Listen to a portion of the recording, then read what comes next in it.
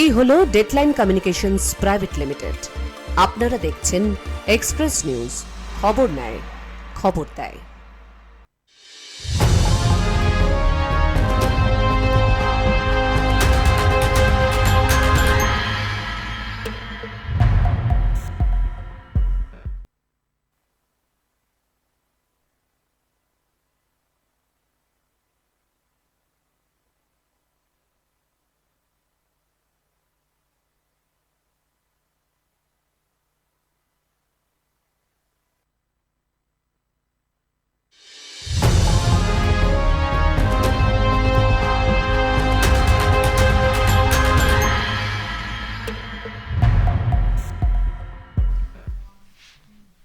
নমস্কার, আমি নীলাঞ্জনা। শুরু করছি এক্সপ্রেস অনলাইন। সন্ধ্যে 7টা মানেই দিনের বাছাই করা খবর নিয়ে বিশ্লেষণ।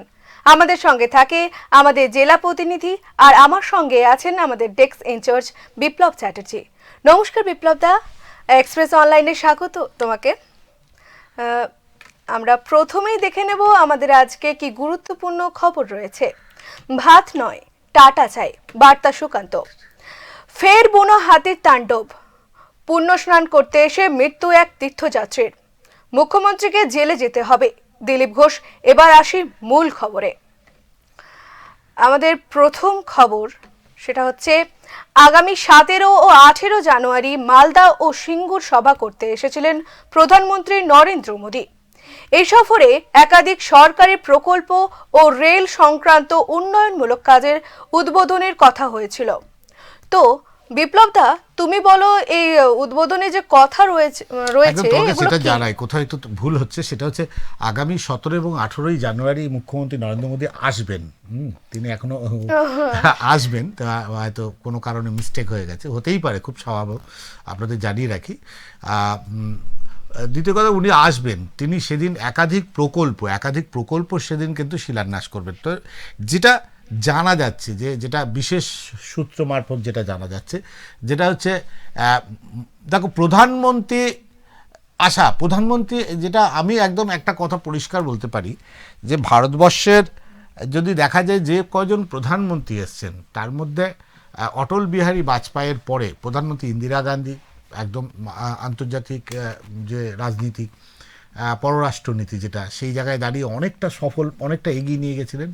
তারপরে যদি বলো ভারতীয় বিকাশ, অর্থনীতির বিকাশ, সেক্ষেত্রে অটল বিহারী বাজপেয়ীর একটা বড় ভূমিকা কাজ করেছে।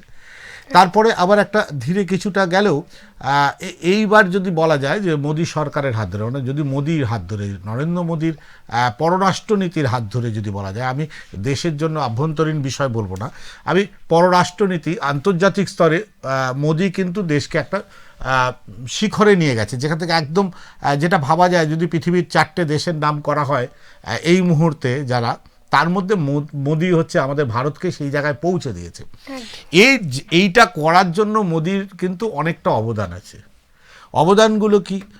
তুমি জানো যে ভারতীয় অর্থনীতিকে চাঙ্গা করতে গেলে যেগুলো করতে হবে সেইগুলো দিকে তিনি বেশি মনোনিবেশ করেছিলেন। তিনি ব্যবসায়ীদের বেসরকারি ব্যবসায়ীকরণ করেছেন।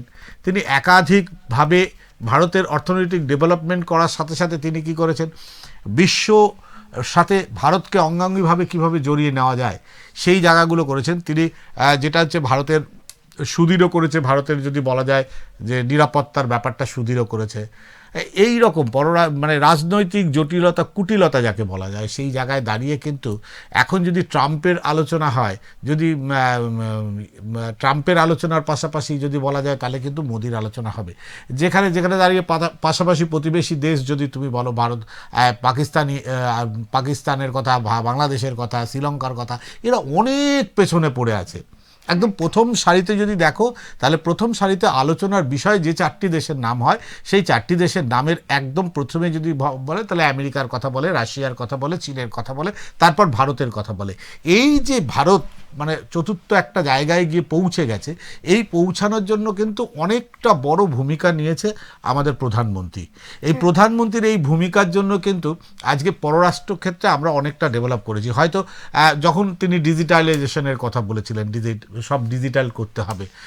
তখন বলা যায় যে পশ্চিমবঙ্গ কেন তার বিরোধী যারা ছিল তারা সবাই এই ডিজিটালের নিয়ে একটা ব্যঙ্গ বিদ্রুপ করেছিল। তোমাকে বলে দিই, আজকে তুমি যদি দেখো, এই যে তুমি আজকে ফোনে তুমি পয়সা যে কোনো, এখন মানুষের পকেটে পয়সা নেওয়ার দরকার নেই, তার ফোনটা থাকলে সে যে কোনো সময়, এই যে একজন সবজি আলার কাছেও যে আর্থিক লেনদেনের জন্য ডিজিটাল সিস্টেমটা আসবে, সেটা অনেক দূর ভেবে ফেলেছিল, যেটা ভাবতে পারেনি। পরবর্তীকালে অনেকে বিরোধিতা করেছে, সরকারের বিরোধিতা করেছে, মোদির বিরোধিতা করেছে। মোদি এই ডিজিটাল, কেন এই ডিজিটাল? কারণ এই ডিজিটালের মধ্যে একটা স্বচ্ছতা থাকে। তুমি ক টাকা রোজগার করছো না করছো, এই ডিজিটাল মাধ্যমের মধ্যে থাকলে কি হবে, সেইটা সমস্তটাই লিঙ্ক থাকে, এবং সেটা অবৈধ বা কালো টাকার যদি কোনো ইসে থাকে, সেটা কিন্তু সেক্ষেত্রে একদম পরিষ্কার ধরা পড়ে যাবে। কারণ আমাদের, তুমি জানো, যে কটা ফোন আমরা ব্যবহার করি, যে ফোন পেগুলো আমরা ব্যবহার করি, বা ফোনের যে অ্যাপসগুলো ব্যবহার করি, সেই অ্যাপসগুলোর সঙ্গে ব্যাংকের সঙ্গে একদম লিঙ্ক করা থাকে, আমাদের অ্যাকাউন্ট থেকেই টাকাটা কাটে। এই যে সিস্টেমটা, তার মানে আমাদের অ্যাকাউন্টে কত টাকা আছে, কত টাকা আমরা বৈধ কোথায় খরচ করছি, সবটাই। তোমার মাঝখানে হয়তো মনে আছে যে গয়না কেনার ক্ষেত্রে 50,000 টাকার ঊর্ধ্বে হলেই প্যান কার্ড দেখাতে হবে, অর্থাৎ তুমি 49,000 টাকা পর্যন্ত তুমি কিন্তু ক্যাশ লেনদেন করতে পারবে। যেই 50,000 টাকার উপরে হবে তখনই তোমার প্যান কার্ড শো করতে হবে। তার মানে তুমি কোথা থেকে টাকাটা আনছো, কোথায় খরচা করছো। এই যে অর্থনৈতিক দিক থেকে সারা ভারতবর্ষকে ডিজিটালের মধ্যে এনে দেওয়া, এইটা মোদী সরকারের একটা বড় সাফল্য। আরেকটা হচ্ছে, যেটা নিয়ে বিরোধীরা বারবার প্রশ্ন করে, বারবার নানা কথা বলে, সেটা হচ্ছে নোটবন্দি। দেখো, নোটবন্দিতে হ্যাঁ মানুষের কষ্ট হয়েছে, অনেক মানুষের নানা সমস্যা হয়েছে, কিন্তু সবচাইতে যে কাদের বেশি সমস্যা হয়েছে জানো? তোকে নীলাঞ্জনা বলে রাখি, সবচাইতে বেশি সমস্যা হয়েছে কালোবাজারিদের। প্রচুর জাল নোট, আমাদের আতঙ্কবাদীদের হাতে, দেশের শত্রুদের হাতে প্রচুর জাল নোট ছিল। সেই জাল নোটগুলো কিন্তু সমূলে সব নষ্ট হয়ে যায়। উনি কিন্তু একবারও বলেছে, যাদের কাছে নোট আছে, ভারতীয় যারা নাগরিক তারা কিন্তু ব্যাংকে তাদের টাকা জমা দিতে পারেন। এবার তুমি ব্যাংকে যেই তোমার টাকা জমা দিতে যাবে, তোমার আয়ের উৎস, তোমার মানে বর্ধিত পয়সা হলেই তোমাকে তো প্রশ্ন করবে যে এই টাকা তুমি কোথায় পেলে। একদম সেই জায়গায় দাঁড়িয়ে কিন্তু একটা স্বচ্ছ জায়গা, এই যে ডিজিটালের মাধ্যমে স্বচ্ছতা। ধরো নোটবন্দি নিয়ে এখনও সবাই বড় বলে যে মোদী সরকারের সবচেয়ে বড়। আমি আজকে এই মঞ্চ থেকে এক্সপ্রেস নিউজের একদম চ্যানেলে বসে আপনাদের আরেকটি বড় ব্রেকিং দিয়ে দিচ্ছি। আগামী 6 মাসের মধ্যে আপনাদের কাছে যে 500 টাকার নোটটি আছে, সেটাও কিন্তু ভ্যানিশ হয়ে যাবে নোটবন্দির জাতাকলে। এবং এই 500 টাকার নোট ভ্যানিশের সাথে সাথে ভারতীয় অর্থনীতির আরেকটা বড় জাগরণ হবে। কারণ 500 টাকার নোট, আবার 500 টাকার নোট জমানোর একটা প্রক্রিয়া শুরু হয়েছে, 500 টাকার নোট জাল শুরু হয়েছে। এই বিষয়টা নিয়ে কিন্তু অলরেডি আলোচনার কেন্দ্রবিন্দুতে চলে গেছে, মানে কেন্দ্রীয় মন্ত্রক। তো সেই জায়গায় দাঁড়িয়ে 6 মাসের মধ্যে এইরকম হয়তো ইলেকশনের আগেই এরকম একটা বারুদ ফাটতে চলেছে। একদম এক্সপ্রেস নিউজের এক্সক্লুসিভ এই বার্তাটা আপনাদের আজকে এই অনুষ্ঠানের মধ্যে দিয়ে দিলাম। তবে আজকে যেটা আমরা কথা প্রসঙ্গে বলতে চাইছিলাম, যে এই রকম একটা ব্যক্তিত্ব, যে যিনি যখন ভাষণ দেয়, মোদি যখন, আমি তার কিন্তু ভক্ত বা ইসে নই, আমি তার কথার ভক্ত। তিনি যখন ভাষণ দেয় তাকে লিখে দিতে হয় না, তিনি যা বলেন মন থেকে বলেন, যেটা বলে মন কি বাত, তিনি মন থেকে বলেন। তিনি স্বতঃস্ফূর্তভাবে, যেমন সফল ক্রিকেটারদের সঙ্গে মিশে করেন, তখন চন্দ্রযানে যখন ব্যর্থতা হয়, সেই সায়েন্টিস্টদের পিঠ চাপড়ে বলেন এবার হয়নি তো পরের বার ঠিক হবে। এই যে স্পিরিটটা, এই স্পিরিটটা কিন্তু ভারতকে অনেকটা এগিয়ে নিয়ে যেতে হয়। ভাবতে পারছো চন্দ্রযান ট্রি, আমরা তো শুধু ভেবেই গেছি, আমরা আমাদের পাতায়, আমাদের পুস্তক বইয়ের পাতায় আমাদের কার কথা শুনতাম, কে চাঁদে গেছিল, তো আমরা রাকেশের কথা জানতে পারতাম। কিন্তু এখন তা নয়, চাঁদে আমাদের দেশের মহিলা গেছে, আমাদের দেশের লোক গেছে। সুতরাং এখন চন্দ্রযান আমরা পাঠাতে পেরেছি, তো আত্ম অহংকারের জায়গা। তাহলে সেই জায়গায় দাঁড়িয়ে দেশকে যে বার্তা পৌঁছে দিয়েছে, দেশকে যে জায়গায় নিয়ে গেছে, সেই জায়গায় গর্ব করতে। এরকম একটা মানুষ আসছে, যে মানুষটা সবকা সাথ সবকা বিকাশ একটা বার্তা দিচ্ছে। এখানে মোদির প্রচার করতে আসেনি, তবু বলছি, এই যে কথাটা, এটা যদি সত্যি হয় যে সবকা সাথ সবকা বিকাশ, অর্থাৎ তিনি কিন্তু কোনো ব্যক্তিগত একটু সম্প্রদায়কে বলছে না, সবাইকে নিয়ে বিকাশ করতে হবে। আর সবাইকে নিয়ে বিকাশ করলেই তবেই আবার জগৎসভায় আমরা শ্রেষ্ঠ আসন নিতে পারবো। চলো, 18 তারিখে মোদি আসছেন মালদাতে। এই সিঙ্গুরে আসছেন, 17 তারিখ মালদাতে আসছেন। এই সিঙ্গুরে আসার অনেক বড় প্রেক্ষাপট আছে, আমরা সেই নিয়ে আলোচনা করব। সরাসরি চলে যাব আগে সিঙ্গুরের প্রতিবেদনে। প্রধানমন্ত্রীর সভার প্রস্তুতি খতিয়ে দেখতে মঙ্গলবার সিঙ্গুরে আসেন কেন্দ্রীয় প্রতিমন্ত্রী ও বিজেপির রাজ্য সভাপতি সুকান্ত মজুমদার। সিঙ্গুরের শাহানাপাড়া গ্রামে ঘুরে ঘুরে তিনি প্রধানমন্ত্রী সভার আমন্ত্রণপত্র বিলি করেন এবং স্থানীয় বেশ কয়েকটি পরিবারের সঙ্গে কথা বলেন। পরে যে মাঠে প্রধানমন্ত্রীর সভা হওয়ার কথা সেই মাঠ পরিদর্শন করেন সুকান্ত মজুমদার। কিছুটা এখন বলবো না। আজকে ইচ্ছুক অনিচ্ছুক দুই কৃষকদেরই কি আমন্ত্রণ? আমরা সবাইকে আসতে বলছি, সবাই আসুন। এ তো বিরাট বড় ব্যাপার, বিশ্বের সব থেকে বড় জনপ্রিয় নেতাকে শোনা, মানে এমন একজন রাজনৈতিক ব্যক্তিত্ব যিনি ক্ষণজন্মা, খুব কম মানুষ এরকম জন্মায়। তাকে শুনবেন, সামনে থেকে শুনবেন, তার চিন্তা ভাবনা আমরা সবাই জানবো। আর গোটা ভারতকে তিনি যেভাবে এগিয়ে নিয়ে যাচ্ছেন, পৃথিবীর যত বড় ইকোনমি আছে তার মধ্যে সব থেকে দ্রুত গতিতে বাড়ছে এই মুহূর্তে ভারতবর্ষের economy, fastest growing, one of the largest economy of this world. তার কথা তো শুনতেই সবাইকে আসা উচিত, সবাইকে, আমাদের তৃণমূলের লোকেদেরকেও আসা উচিত, তাহলে সদ্বুদ্ধি হবে ওদের। প্রতিটা রাজ্যই তার নিজস্ব একটা শিল্পায়নের জন্য একটা মানে আছে, সম্মান আছে। সেখানে পশ্চিমবঙ্গে শিল্প নেই তো। মুখ্যমন্ত্রী চান না যে শিল্প হোক, মুখ্যমন্ত্রী চান মানুষ গরিব থাকুক, মানুষ ঘুগনি বিক্রি করুক। উনি ভাতা দেবেন, সেই ভাতা দিয়ে আপনি ছোলা কিনবেন, আপনার বউকে বলবেন সেই ছোলা দিয়ে ঘুগনি বানাতে, আপনি ঘুগনি বানাবেন। আর মুখ্যমন্ত্রীর ভাইপোরা কোটিপতি হবে গরু পাচার করে, কয়লা পাচার করে, ওনার পরিবার ভালো থাকবে।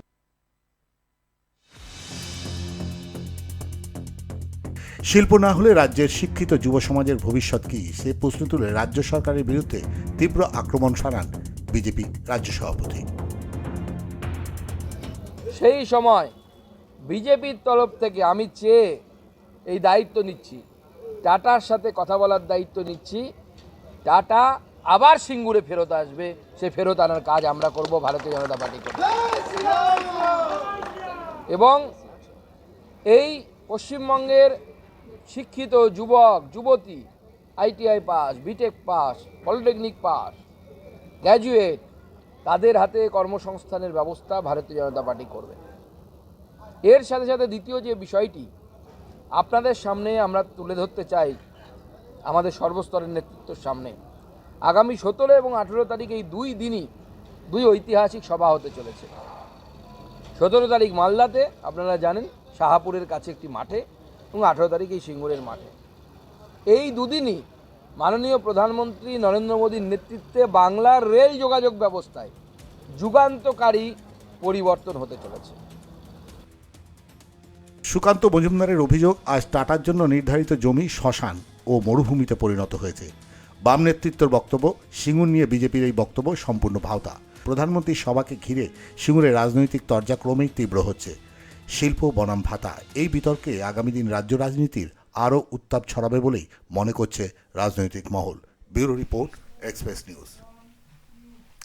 আমরা দেখলাম আমাদের প্রতিবেদন, একদম। তো বিপ্লব দা তুমি বলো এই সম্পর্কে। না, একদম তোমাকে যেটা বলছি সেটা হচ্ছে যে আজকে যেটা সুকান্তবাবু বললেন, এটা ভোটের আগে 2026-এর আগের প্রতিশ্রুতি হতে পারে, কারণ যতক্ষণ বাস্তব না হচ্ছে এটা আমরা মানতে পারছি না।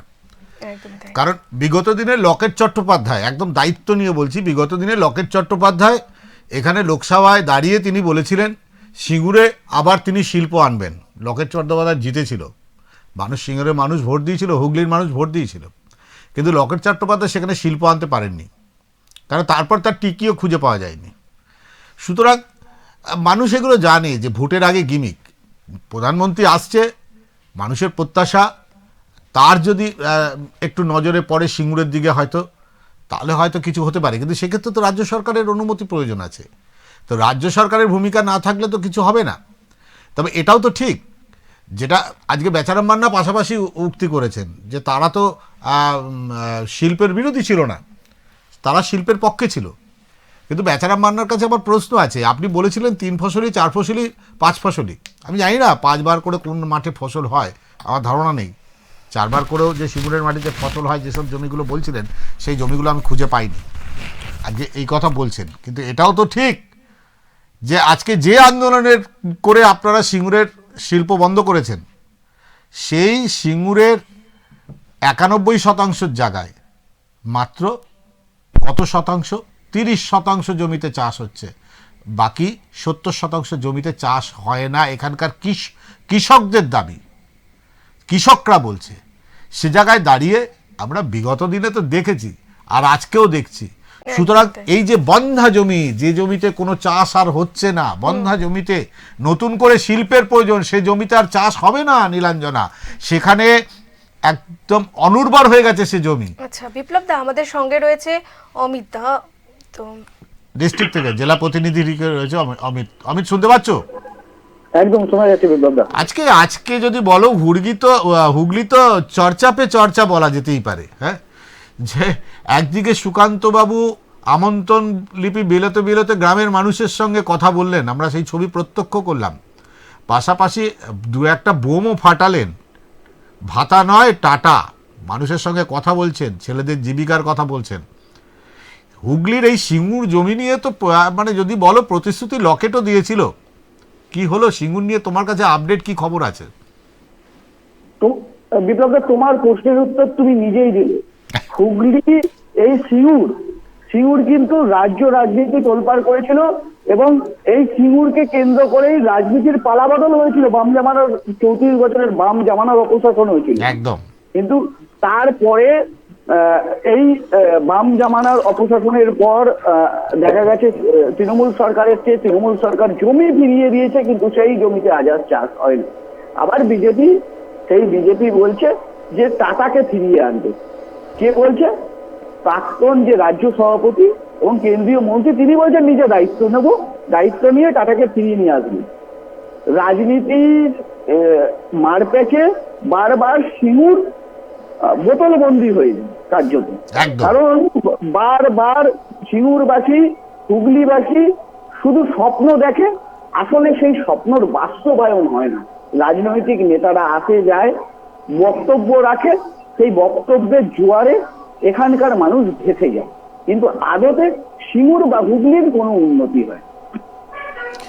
আমি আরেকটা কথা তোমার কাছে যাব, শিল্প, যেটা এর আগের দিন আমরা কথা বলছিলাম, এই জমি আন্দোলনের সঙ্গে প্রত্যক্ষভাবে যিনি জড়িয়েছিলেন, তিনি অভিযোগ করেছিলেন, যেখানে বেচারাম মান্না বলছে 91% জমিতে চাষ হয়, তিনি তার বিরোধিতা করে বলেছিলেন যে 30% জমিতে চাষ হয়, 70% জমি বন্ধা।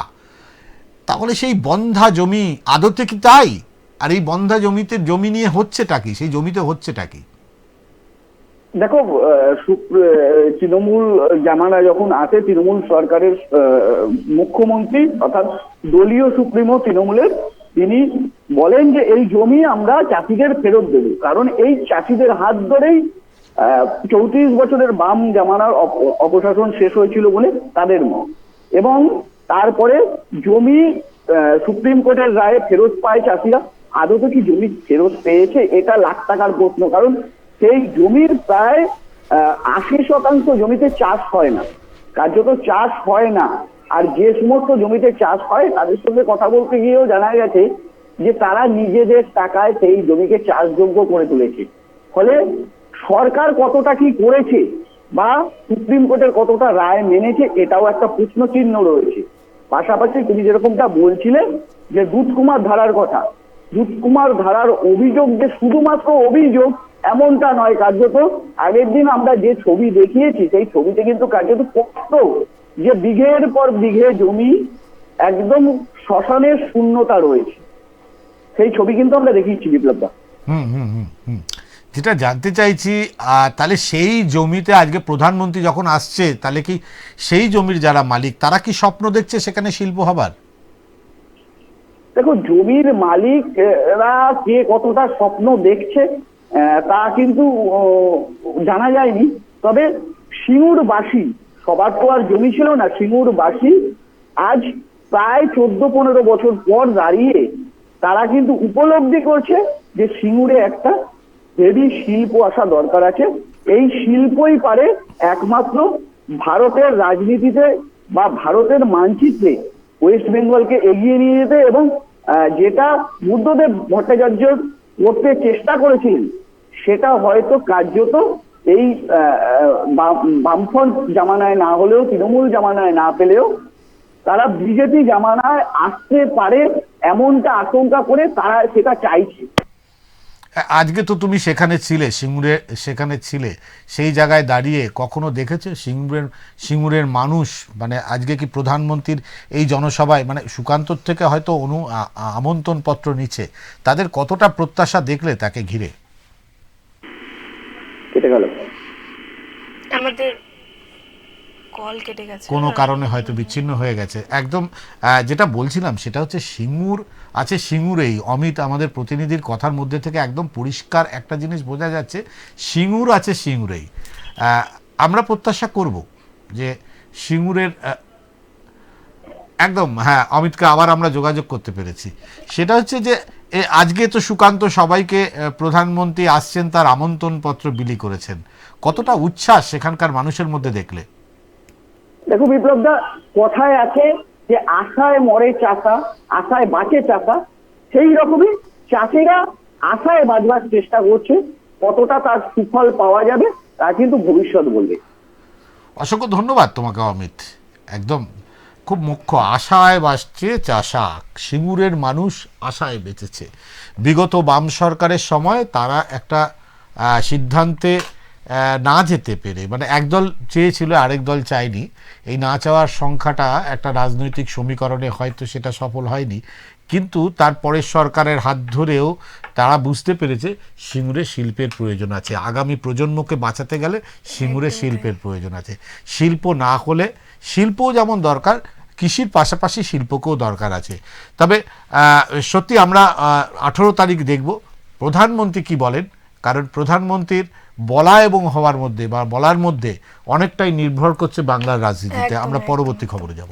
হ্যাঁ, এবার আমরা যাব আমাদের পরবর্তী খবর আলিপুরদুয়ারে। আলিপুরদুয়ারে ফের বুনো হাতির তাণ্ডব। বুধবার গভীর রাতে লোকালয়ে ঢুকে পড়ে চাষের জমি তছনছ করলো হাতির দল। ঘটনায় সর্বশান্ত একাধিক কৃষক, অন্তত গোটা এলাকায় আতঙ্ক। কি বলছে বন দপ্তর, বিস্তারিত জানবো আমাদের প্রতিনিধিদের, মানে বিস্তারিত জানাবেন আমাদের প্রতিনিধি। তো প্রথমে আমরা আমাদের একটু প্রতিবেদনটা দেখে নিই। বুধবার গভীর রাতে আচমকাই লোকালয়ে ঢুকে পড়ে একদল বুনো হাতি। ঘটনাটি আলিপুরদুয়ার 1 নম্বর ব্লকের পূর্ব কাঁঠালবাড়ি গ্রাম পঞ্চায়েতের দাসটারি মহাকালধাম এলাকায় হাতির তাণ্ডবে তছনছ হয়ে যায় একের পর এক আলু চাষের জমি। এই এলাকায় বন্যপ্রাণীর উপদ্রব নতুন নয়, কখনো চাষের জমি, কখনো আবার গৃহস্থের বাড়িতে হানা। ফলে দিনের পর দিন আতঙ্কের মধ্যে রয়েছেন এলাকার বাসিন্দারা। আমার ওইখানে মোটামুটি 3 পোয়ার মতো আলু জমি নষ্ট হয়েছে। কিসে নষ্ট করলো? হাতি আসছিল কালকে রাত্রে। কতগুলো হাতি এসেছিল? 5টা। আপনারা কোথায় ছিলেন তখন? আমরা বাড়িতেই ছিলাম। এই এলাকাগুলিতে কি প্রতিনিয়ত হাতি আসে? প্রতিনিয়ত মাঝে মধ্যে আসে। এর আগে একবার আসছিল, তখন অল্প একটু ক্ষতি করে গেছে, বেশিটা ক্ষতি করেনি, কিন্তু এবার একবারে দেখতেই তো পাচ্ছেন যা অবস্থা। কি মনে করছেন, জঙ্গল থেকে এভাবে হাতি বেরিয়ে আসছে লোকালয়ে? আমি যারা মানে ফরেস্ট ডিপার্টমেন্টের যারা আছে আর কি, তাদের কাছে অনুরোধ করব যাতে তারা একটু সতর্ক থাকে বা খেয়াল রাখে জিনিসগুলো যাতে বাইরে না আসে। কারণ এরকম না, অনেক চাষি আছে অনেক টাকা পয়সা খরচা করে আবাদ করে, তাদের আবাদ যদি নষ্ট হয় তো স্বাভাবিক কৃষকদের একটা প্রচুর সমস্যা। তো আমি তাদেরকে বলবো তারা যেন তাদের দায়িত্বটা ঠিকমতো পালন করে। তারা তাদের দায়িত্ব পালন করছে না বলে মনে করছেন? অবহেলা আছে অবশ্যই, নাহলে এর আগেও আসছিল, মাঝে মধ্যেই মানে আসতেই আছে, 2 দিন 1 দিন পর পর, 1 সপ্তাহ পর পর এরকম খবর শোনা যায় বা আমরা চাক্ষুষ দেখেছিও। তাদের অবহেলা অবশ্যই আছে, নাহলে কি করে আসে। আলু নষ্ট করছে। কিসে? গণেশ বাবাই। আচ্ছা, কতগুলো আলু নষ্ট করলো, কি ক্ষতি হলো? এই যে দেখা যাচ্ছে কতটুকু নষ্ট হয়েছে। তাও কত টাকার ক্ষতি হলো আপনাদের? মনে করো 3-4 বস্তা। 3-4 বস্তা আলু। এরকম ঘটনা কি রোজই ঘটে? রোজে ঘটে না, মনে করো 10 দিন 12 দিন পরে আসে। আচ্ছা, কি মনে করছেন, জঙ্গল থেকে এভাবে হাতি বেরিয়ে আসছে লোকালয়ে? জঙ্গল থেকে তো বাইরে হয়ে আসে। হ্যাঁ, মানে কি মনে করছেন, বন দপ্তর কি সঠিকভাবে নজরদারি চালায় না? না। 10-12 দিন আগে এই যে হাতি আসছিল, আসার পরে আমার বাড়ির সামনেই এই 1 কমাটির মতো জলপাই আলু করছিল, এগুলো নষ্ট করছে। একবারে চাষ করে একবারে ঠেং দিয়ে খুঁকিয়ে সব ফেলাই দিছে। তারপর ওইখানে কালকে রাত্রে এসে ওই যে ওইখানে অল্প একটু জায়গা ওইখানে পোয়া খানেক জমি করছিলাম, ওইটাও হাতি দিয়ে একবার ফ্যান দিয়ে খুই দিয়া সব গাছ উঠাই ফেলছে। ওগুলো তো আলু ছোট ছোট, আলু খাইতে পারে না, মানে গাছগুলো সব তুলে ফেলছে। তোলার পরে ওই সকালে গেলাম, পুরো গাড়ি আনলাম, এই তো এইটুকু। স্থানীয়দের অভিযোগ, বন দপ্তরের নজরদারিতে গাফিলতি এবং জঙ্গলের ভেতরে পর্যাপ্ত খাবারের অভাবের কারণে বুনো হাতিরা বারবার লোকালয়ে ঢুকে পড়ছে। খবর পেয়ে রাতেই ঘটনাস্থলে পৌঁছান বন দপ্তরের কর্মীরা। আমাদের এলাকাগুলিতে প্রতিনিয়ত হাতি বেরিয়ে আসছে, কতটা আতঙ্কিত কি বলবেন আপনারা? হ্যাঁ, আমরা তো বিশেষভাবে আমরা আতঙ্কই আছি। আমরা মাঝে মধ্যে এখানে হাতি বের হয়। এর আগে মোটামুটি 10-15 দিন আগে আমাদের এই মহাকালধাম এখানে একটা মাঠ আছে, মাঠের মধ্যে 6-7 জন চাষিরা এখানে ধান শুকায়। তার মধ্যে আমারও এখানে ওই দিন ধান ছিল, শুকানো অবস্থায় অন্ততপক্ষে 2 মণ ধান মানে খায়া শেষ করে দিচ্ছে। আর আরও যারা ছিল তাদেরও ধান খেয়েছে। এরকম ক্ষতি মাঝে মধ্যে আমাদের এখানে হাতিয়ে করতেছে। এখানে কি মনে করছেন, এই যে লোকালয়ে বন্যপ্রাণীরা চলে আসছে জঙ্গল থেকে, খাবারের সন্ধানে চলে আসছে তারা, জঙ্গলে কি খাবারের অভাব? জঙ্গলে খাবারের অভাব কিনা জানি না, তবে আমার যেটা মানে আমি যেটা ভাবছি বা অনুমান করছি, নিশ্চয়ই এরা জঙ্গলে খাবার পাচ্ছে না, তার দরুনই ওরা গ্রামের মধ্যে বেরোচ্ছে। বেরোয় ওরা খাবারের সন্ধানেই তো এরা আসে রাত্রে, নালে এরা আসবে কেন? কি চাইবেন আপনারা এখন? আমরা চাই যেন ফরেস্টের যারা দায়িত্বে যারা আছে, যারা দেখাশোনা করে রক্ষণাবেক্ষণ করে, তারা যেন এই জানোয়ারগুলোকে যেন সতর্কভাবে যেন রাখে, সাবধানভাবে যেন রাখে। যেন এখন মাঠের মধ্যে এখন অনেক ফসল আছে, যদি ক্ষতি করে যদি চান কৃষকের, এখানে অনেক টাকা মানুষের খরচ করে এখানে আলু চাষ করতেছে। নিয়মিত টহল না দিলে ভবিষ্যতে বড়সড় দুর্ঘটনা ঘটতে পারে। খুব আতঙ্কিত এলাকার মানুষ। জলদাপাড়া বন বিভাগ পশ্চিম রেঞ্জের রেঞ্জার অয়ন চক্রবর্তী জানান, ক্ষতিগ্রস্ত কৃষকরা ক্ষতিপূরণের ফর্ম জমা দিলে সরকারি নিয়ম অনুযায়ী ক্ষতিপূরণ দেওয়া হবে। লোকালয়ে বন্যপ্রাণীর আনাগোনা রুখতে কন্ট্রোল রুম খোলা হয়েছে এবং খবর পেলে টহল দেওয়া হচ্ছে। বন দপ্তর সজাগ থাকার দাবি করলেও আতঙ্ক কাটেনি এলাকাবাসী। বন দপ্তরের ঢিলেঢালা নজরদারি আর জঙ্গলে খাদ্যের অভাব, আর যার ফলে প্রতিনিয়ত লোকালয়ে হাতি হানা দিচ্ছে। বন্যপ্রাণীরা লোকালয়ে বেরিয়ে কৃষি জমি থেকে শুরু করে গৃহস্থের বাড়ি প্রত্যেক জায়গাতেই কিন্তু তাণ্ডব চালাচ্ছে। আর কার্যত অতিষ্ঠ হয়ে উঠেছেন সাধারণ মানুষ। তারা চাইছেন বন দপ্তর সঠিকভাবে নজরদারি চালাক। এখন দেখার বন দপ্তর ঠিক কী পদক্ষেপ গ্রহণ করে। আলিপুরদুয়ার থেকে অরূপ দাস, এক্সপ্রেস নিউজ। বিপ্লব দা, বারবার বুনো হাতি মানে জঙ্গল ছেড়ে লোকালয়ে ঢুকে যাচ্ছে, তো এখানে কি বন দপ্তরের কোনো গাফিলতি রয়েছে? তোমার কি মনে হয় এই বিষয়ে? একদম, দেখো এই বিষয়টা তুমি যেটা বলছো অত্যন্ত গুরুত্বপূর্ণ বিষয়। একদম, যে হাতি বন্যরা তো বনে থাকবে, হ্যাঁ, তারা কেন লোকালয়ে আসবে? সেটাই আসলে হাতির যে খাবার হাতি খেতে ভালোবাসে, সেই খাবার বনে নেই, তাই বাধ্য হচ্ছে লোকালয়ে আসতে। কারণ এই শুধু প্রথমবার নয়, একাধিকবার কিন্তু আমরা দেখেছি যে হাতি লোকালয়ে ঢুকে পড়ছে। আলিপুরে একাধিকবার হয়েছে। এর আগের দিন দেখেছি অঙ্গনারী কেন্দ্রে ঢুকে পড়েছে, মুদির দোকানে ঢুকে পড়েছে, মুদির দোকানে ঢুকে সেখান থেকে চিনি খেয়ে নিয়েছে। হ্যাঁ, মানে চিনি খায়, হ্যাঁ চিনি খেয়ে নিয়েছে।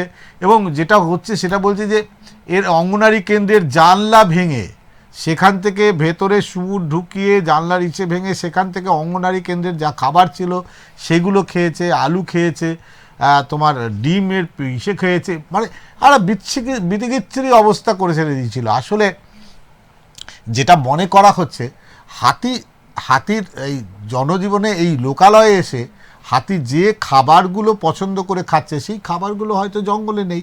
যেটা প্রতিনিধি বলছে, জঙ্গলে খাবারের একটা পর্যাপ্ত অভাব রয়েছে। আর এই পর্যাপ্ত অভাবের কারণেই কিন্তু একটা বড় সমস্যা হচ্ছে যে হাতি যার কারণে লোকালয়ে ঢুকে পড়ছে। এইটা কিন্তু একটা বড় কারণ এলাকার মানুষ সবসময় একটা আতঙ্ক, রাত তাদের কাছে আতঙ্ক। যদি বলা যায় এখানকার মানুষের কাছে রাত হচ্ছে আতঙ্ক। দেখো সেই ক্ষেত্রে যে সাধারণ মানুষ যারা বসবাস করে তাদের বাড়িতে যে হামলা হবে না তা তো নয়। আবার থেকে ভালো বলতে পারবি এই জেলার যিনি আমাদের প্রতিনিধি রয়েছে অরূপ আমাদের রয়েছে আলিপুরদুয়ার থেকে, একটু অরূপের সঙ্গে কথা বলার চেষ্টা করব। অরূপ শুনতে পাচ্ছ? হ্যাঁ, শুনতে পাচ্ছি। অরূপ, এক্সপ্রেস অনলাইনে স্বাগত। আবার ফের হাতির হানা, কি বলবে বলো তো, কেনই বারবার হাতি ঢুকে পড়ছে? আজকে লাস্ট আপডেট শেষ পর্যন্ত কি আছে যদি একটু জানাও। দেখো, প্রথমেই জানিয়ে রাখি, ইতিমধ্যে উত্তরবঙ্গে কিন্তু জাঁকিয়ে শীত পড়তে শুরু করেছে এবং ঘন কুয়াশার চাদরে গোটা এলাকা ঢেকে যাচ্ছে। যে খবরটা আজকে আমরা সকাল থেকে দেখাচ্ছি যে বন্য প্রাণী অর্থাৎ হাতির দল লোকালয়ে ঢুকে চাষের জমিতে তাণ্ডব চালাচ্ছে। কিছুদিন আগে আমরা দেখিয়েছিলাম একটি অঙ্গনওয়াড়ি কেন্দ্র এবং একটি মুদির দোকানে হাতির তাণ্ডব চলে, সেখান থেকে চাল ডাল খেয়ে নেয়। ফলত যে জায়গাটা এখন দেখা যাচ্ছে যে বন্য প্রাণীরা তারা কিন্তু লোকালয়ে এসে ঘুরে চলে যাচ্ছে কিংবা রাউন্ড দিয়ে চলে যাচ্ছে এমনটা নয়, তারা খেতে আসছে। তার থেকে এটা কিন্তু স্পষ্ট বোঝা যাচ্ছে যে জঙ্গলে বন্য প্রাণীদের যে খাবার, সেই খাবারের কিন্তু একটা ঘাটতি রয়েছে এবং যার ফলে কিন্তু তারা খাবারের সন্ধানে লোকালে চলে আসছে। এখানটায় গতকাল থেকে আমরা দেখছিলাম একদল হাতি উত্তরবঙ্গের ফালাকাটা থেকে শুরু করে পলাশবাড়ি বা পশ্চিম কাঁঠালবাড়ি এই সমস্ত এলাকাগুলিতে কিন্তু হাতির দলের একটা প্রতিনিয়ত রাতের বেলায় হাতি বেরোচ্ছে এমন একটা খবর আমরা দেখতে পাই। আজ সকালবেলা যখন ওই চাষি তার জমিতে যায়, গিয়ে তার চক্ষু চড়ক গাছ, কারণ যে ফসল তিনি ঋণ নিয়ে করেছেন সেই ফসল হাতিতে নষ্ট হয়েছে, নষ্ট করেছে এবং খেয়েছে। আমরা বন দপ্তরের সঙ্গে কথা বলি, বন দপ্তর যেটা জানাচ্ছে যে দিন যাচ্ছে জঙ্গলে খাবারের যে অভাব, এই প্রশ্নটা আমি বন দপ্তরের আধিকারিকদের করেছিলাম যে সাধারণ মানুষের অভিযোগ বন দপ্তরের জঙ্গলে খাবারের অভাব থাকার ফলে কিন্তু লোকালয়ে হাতিগুলো চলে আসছে।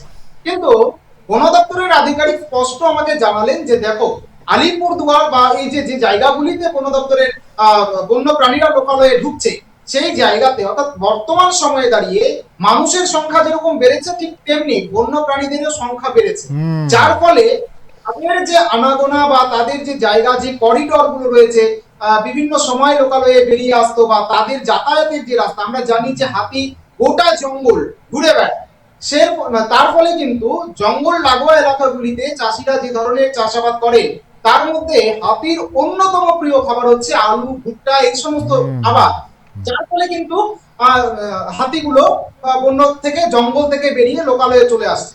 তিনি বলছেন যে আমাদের কন্ট্রোল রুম খোলা হয়েছে, আমরা ইনফরমেশন পাওয়া মাত্রই সেই এলাকাগুলিতে টহলদারি দিচ্ছি।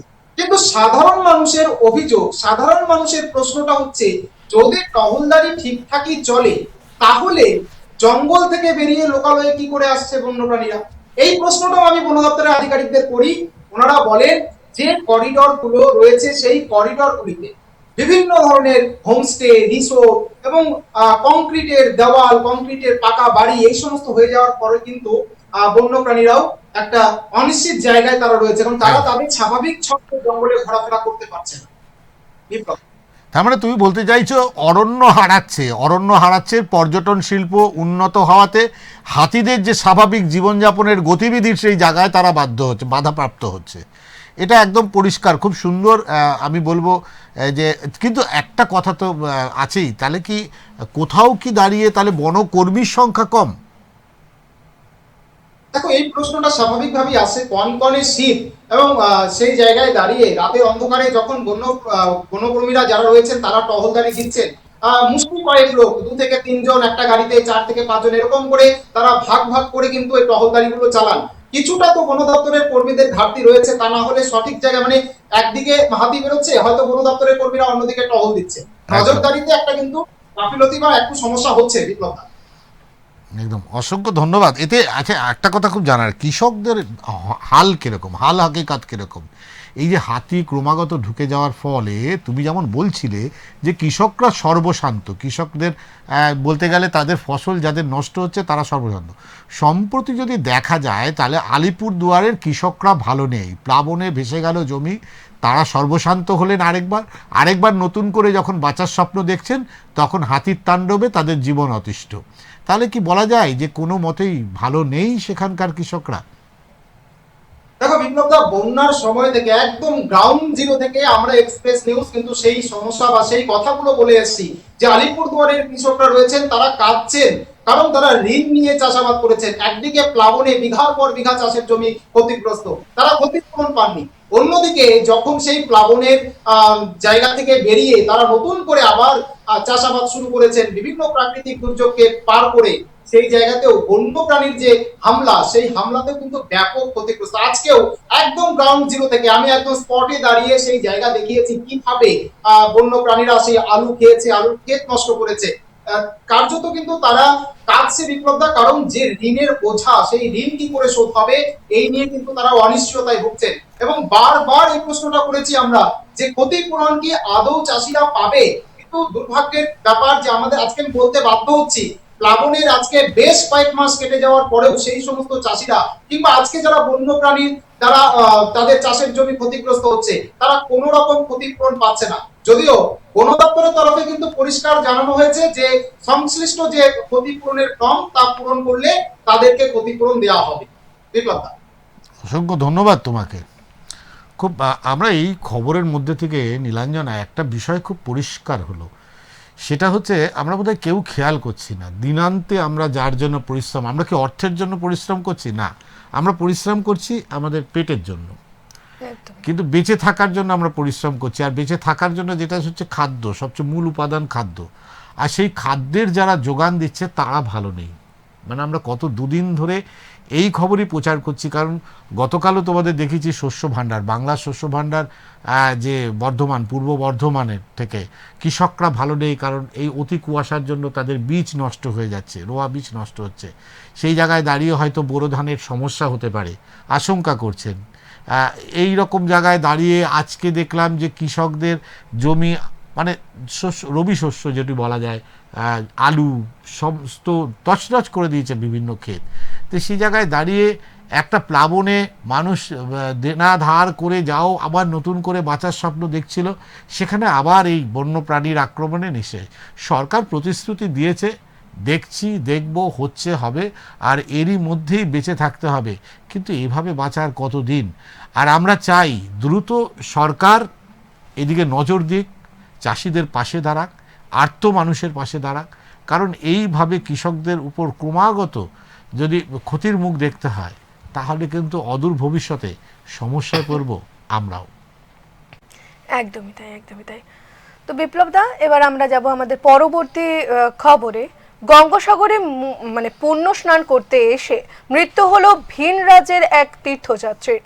মৃতের নাম মিতু মণ্ডল, বাড়ি অসমের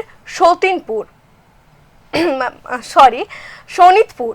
গঙ্গাসাগরে মোক্ষ লাভের আশায় অসম থেকে একাই গঙ্গাসাগরে এসেছিলেন মিতু।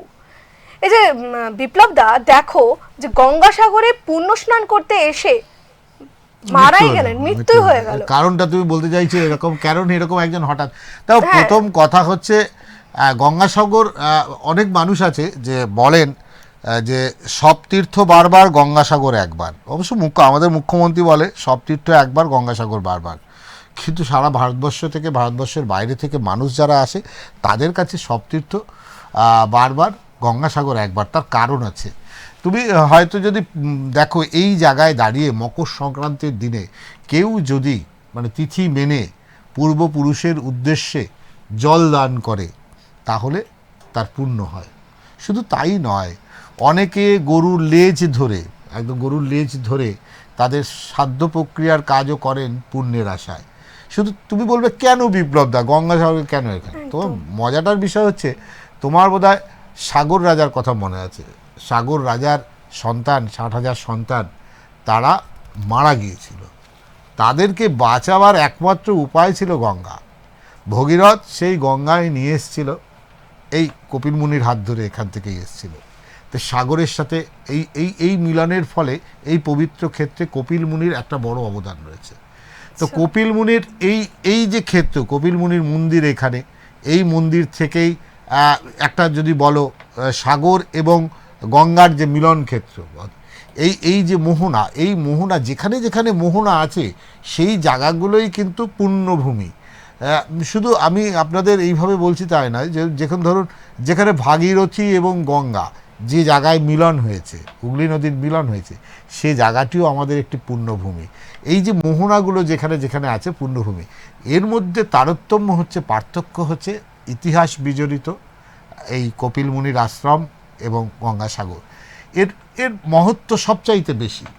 তো সুতরাং যদি বলা যেতেই পারে এখানে পুণ্য লোভাতুর মানুষ আছে। ইনিও এসছিলেন গঙ্গাসাগরে, এত দূর থেকে তিনি যখন গঙ্গাসাগরে আসেন তার স্বপ্ন ছিল, যদি বলো স্বপ্ন ছিল যে তিনিও গঙ্গাসাগরে এসে দেবেন। কিন্তু এই ঠান্ডাটা আমার মনে হচ্ছে যেটা হচ্ছে এই ঠান্ডাটা, যে ঠান্ডাটা গঙ্গাসাগরে ছিল, ঠান্ডার সঙ্গে প্রচুর হাওয়া ছিল, যেটা হয়তো কোনো কারণে নিতে পারেনি, একদম পরিষ্কার করে নিতে পারেনি, যার ফলে তার শারীরিক সে সেখানে অজ্ঞান হয়ে যায়, জ্ঞান হারিয়ে ফেলেন, অবশেষে তার মৃত্যু হয়। এই মৃত্যু হওয়াটার পরে কিন্তু আমি বলবো দ্রুত এখানকার যে টেকনিক্যাল টিম রয়েছে, তোমাকে বলে দিই, হাম রেডিওর মাধ্যমে যোগাযোগ করা, এই ভদ্রলোক কোথাকার লোক, কোথায় বাড়ি, দ্রুত তার সমস্ত খোঁজ খবর করতে শুরু করে এবং খোঁজ করে কিন্তু শেষ পর্যন্ত তার খোঁজ পাওয়া যায়, তার পরিবারকে খবর দেওয়া হয় এবং সেই মতো বাকি যে যা কাজ, প্রশাসনের যে কাজগুলো, সেগুলো কিন্তু করা হয়। তবে আমরা পুণ্য স্থানে এসে কোনো পুণ্যার্থীর যদি মৃত্যু হয় সেটা যেমন খারাপ, আবার পুণ্যার্থীর পরিবারের লোক মনে পুণ্যক্ষেত্রে মৃত্যু মানে তার ভাগ্যের সমান আর কি। আমরা যদি জেলা প্রতিনিধির সঙ্গে কোনোভাবে একটু যোগাযোগ করার চেষ্টা করতে পারি তাহলে খুব ভালো হয়, কারণ আমরা প্রতিবেদনটা আমরা একবার দেখে নেব, তারপরে জেলা প্রতিনিধির সঙ্গে কথা বলবো। একদম। গঙ্গাসাগরে পুণ্য স্নান করতে এসে মৃত্যু হলো এক ভিন রাজ্যের তীর্থযাত্রী।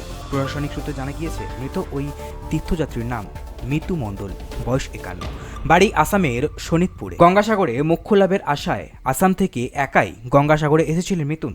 মঙ্গলবার দুপুরে হঠাৎ 3 নম্বর স্নানঘাটে কাছে অজ্ঞান হয়ে পড়েন। এরপরেই স্বেচ্ছাসেবক ও হ্যাম রেডিও সদস্যরা তড়িঘড়ি ওই তীর্থযাত্রীকে সাগর অস্থায়ী হাসপাতালে নিয়ে এলেন। চিকিৎসকরা তাকে মৃত বলে ঘোষণা করে। এরপরে প্রশাসনের তরফ থেকে শুরু হয় ওই ব্যক্তির পরিবারের অনুসন্ধানের কাজ।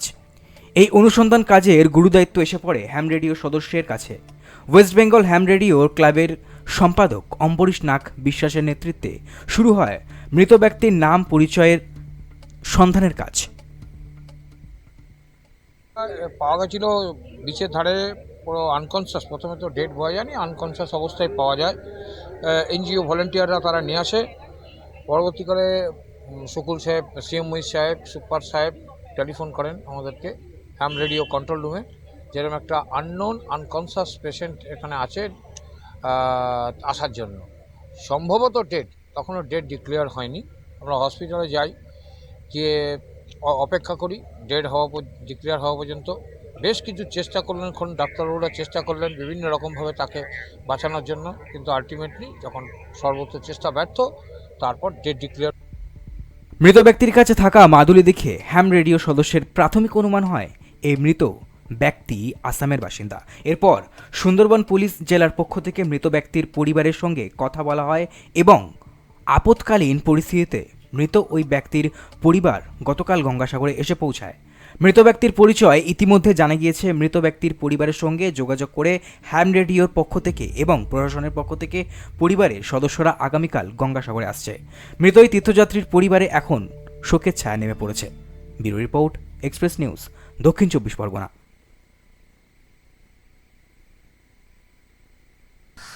তো বিপ্লব দা, আমরা আমাদের দেখো একদম তোমাকে ছবিটা একটু আগে দেখছিলে যে গঙ্গা স্থানে বসে পুরোহিত দিয়ে পিতৃতর্পণের কাজ হচ্ছিল। প্রত্যেকটা মানুষ আজকের দিনটায় তাদের কাছে এটা অত্যন্ত মানে আবেগের দিন, যদি বলো পবিত্র দিন তো বলবো আবেগের দিন, আর এটা পবিত্র স্থান। আমরা মনে হয় আমাদের এই মুহূর্তে আমাদের জেলা প্রতিনিধি যে আছে তার সঙ্গে একটু কথা বলার চেষ্টা করব। রেবতী, শুনতে পাচ্ছ? হ্যাঁ, শুনতে পাচ্ছি। রেবতী, তোমাকে এক্সপ্রেস অনলাইনে স্বাগত। যেটা তোমার কাছে খুব আজকে অত্যন্ত পূর্ণ একটি দিন যদি বলা যায় দক্ষিণ 24 পরগনা তথা গঙ্গাসাগরের জন্য সারা ভারতবর্ষের মানুষের পুণ্যার্থীদের ঢল নেমেছে। প্রথমে একটু জানতে চাইবো আজকে মানুষের ভিড় কেমন, কেমন উদ্দীপনা চোখে পড়ছে, তারপরে আমি পরবর্তী খবরে যাব। দেখো, আজকের মকর সংক্রান্তির একবারে স্নানের দিন। আজকের মানুষের এই যে গঙ্গাসাগরে প্রায় কয়েক লক্ষ মানুষ এসেছে এই পুণ্য স্নানের জন্য। সেই পুণ্যস্থানে একবারে নজর কাড়া ভিড়, যেখানে তোমাকে বলবো ভ্যাসেল থেকে আরম্ভ করে এবং বাস থেকে আরম্ভ করে চারিদিকে কিন্তু ভিড় এবং ট্রেনে অফুরন্ত ভিড়, যেখানে মানুষ কোনো স্টেশনে দাঁড়ালে ট্রেনে ওঠা অসম্ভব, যে ভিড়টা যেটা লক্ষ্য করা যাচ্ছে। তবে তোমাকে বলবো এই গঙ্গাসাগরে আসার জন্য মানুষের যে টহল, যে ভিড়, যেখানে মানুষকে প্রায় আধ ঘন্টা দূর পর্যন্ত লাইন দিয়ে শুধু ভ্যাসেলে উঠতে হচ্ছে, এতটাই ভিড়। তার মানে মানুষের ভিড় হচ্ছে, তাই তো? মানুষের ভিড় যেমন আছে, তার মানে আজকে উদ্দীপনা রয়েছে, পুণ্য লোভাতুর মানুষ এসছে পুণ্য স্থানের জায়গায়। আরেকটা জিনিস তোমার কাছে খুব জানতে ইচ্ছা করছে, এই মেলা থেকেই আজকে যে খবরটা আসলো, খুব খারাপ একটি বার্তা আসলো, একটি মৃত্যুর খবর আসলো, সেইটা নিয়ে যদি একটু বলো। দেখো, তোমাকে যেটা বলবো যে এই গঙ্গাসাগরে স্নান করতে এসছেন আসামের একজন মিতু মণ্ডল, বয়স 51। এখানে তিনি প্রথমেই যোগাযোগ করেছিলেন কয়েকজন বন্ধু নিয়েই কিন্তু এখানে আসবেন। পরবর্তীকালে দেখা গেল সমস্ত বন্ধুই না বলে দিল তাদের সমস্যার জন্য। তিনি কিন্তু অনেকদিন থেকে আগ্রহী ছিলেন এই গঙ্গাসাগরে পুণ্যস্নান করতে আসবে। সেই অনুযায়ী আসাম থেকে রওনা দিয়েছেন একবারে দক্ষিণ চব্বিশ গঙ্গাসাগরে। এখানে এসে 3 নম্বর ঘাটে যখন তিনি স্নান করতে যায়, সেখানে হঠাৎ করেই তিনি পড়ে যান। সেখানে থাকা যে সমস্ত ডিউটি অফিস যারা ছিল দায়িত্বপ্রাপ্ত, তারা ছুটে গিয়ে যখন তাকে অস্থায়ী হসপিটালে ভর্তি করে, তখন জানা যায় যে তিনি মারা গেছেন। ইতিমধ্যে কিন্তু তার পরিচয় জানা যায়নি, না তার কাছে কোনো নথিপত্র আছে, কোনো পরিচয় জানা যায়নি। পরবর্তীকালে হাম রেডিওর মাধ্যমে আসামে খবর পাঠানো হয় এবং তার কাছে থাকা মাদুলি থেকে এবং কিছু জিনিস থেকে শনাক্ত করা হয় যে আসামের ব্যক্তি। পরবর্তীকালে হাম রেডিওর মাধ্যমে তার ফটো পাঠানো হয় এবং খবর পাঠানো হয় আসামের। সেখানে পুলিশ তদন্ত করে দেখলে সে আসামের বাসিন্দা। পরবর্তীকালে তার পরিবারের সঙ্গে কথা বলিয়ে দেওয়া হয়। ইতিমধ্যে পরিবারের লোক আসছে মৃতদেহটি নিয়ে যাওয়ার জন্য। একদম, মানে এটা যদি বলা যায়, এটা হয়তো মানে বহু বছর ধরে তার ইচ্ছা ছিল গঙ্গাসাগরে আসা, আর পুণ্য স্নান করতে এসে পুণ্য প্রাপ্তি হলো বলা যেতেই পারে, যেটা তার পরিবারের। কিন্তু সেইভাবে মরার বয়স ছিল না নীলাঞ্জনা। আমি আরেকটা জিনিস যেটা জানতে পারবে, এবার আমাকে একটু করে বলো তো যে তেমন কোনো বিচ্ছিন্ন ঘটনা এই মুহূর্তে তো নেই? দেখো, এই মুহূর্তে তবে গঙ্গাসাগরে কোনো বিচ্ছিন্ন কোনো ঘটনা ঘটেনি। তবে কিছু মানুষ অসুস্থ হয়ে পড়েছে, এটুকু যা তদন্ত রিপোর্ট আসছে যে কয়েকজন মানুষ অসুস্থ হয়েছেন। কারণ বিহার থেকে আসা একজন 72 বছরের একজন বৃদ্ধা, সেও অসুস্থ হয়ে পড়েছে এবং তাকে ভাঙ্গুর হসপিটালে পাঠানো হয়েছে। অর্থাৎ তাকে একবারে এয়ার হসপিটালের মাধ্যমে তাকে পাঠানো হয়েছে আর কি, যেখানে জানা যাচ্ছে যে কয়েকজন অসুস্থ হয়েছে, কিন্তু অন্য কোনো আর সমস্যা দেখা যায়নি ইতিমধ্যে। এটা কি ঠান্ডার জন্য, অতি ঠান্ডার জন্য? তোমাকে বলবে অতি ঠান্ডার জন্য যেমন একটা দিক আছে, আর একটা দিক আছে অনেক দূর থেকে যে সমস্ত যাত্রীরা আসছে তারা অবশ্যই ক্লান্ত হয়ে যাচ্ছে এবং এখানে তো ভালো পরিষেবা পাচ্ছে না। সেক্ষেত্রে অনেকের শরীরের মধ্যে অনেক রোগ আছে, সেই ক্ষেত্রে তার এফেক্টটা পড়ছে, তার কারণেই কিন্তু এরকম সমস্যা দেখা দিচ্ছে। অসংখ্য ধন্যবাদ রেবতী তোমাকে। আজকে আমাদের বলেই রাখি নীলাঞ্জনা, আমাদের সময় আর নেই। অনুষ্ঠান আমাদের আরও কয়েকটি খবর ছিল যেগুলো আলোচনার বিষয় ছিল, কিন্তু আমরা সময়ের জন্য আজকে সেই নিয়ে আলোচনা করতে পারলাম না। একদমই তাই, একদমই তাই। আমরা আমাদের পরবর্তী যে খবরগুলো ছিল সেখানে আমরা যেতে পারলাম না। আমরা এখানেই শেষ করছি আমাদের এক্সপ্রেস অনলাইন, এক্সপ্রেস নিউজ। আপনারা দেখতে থাকুন, ভালো থাকুন, সুস্থ থাকুন। নমস্কার।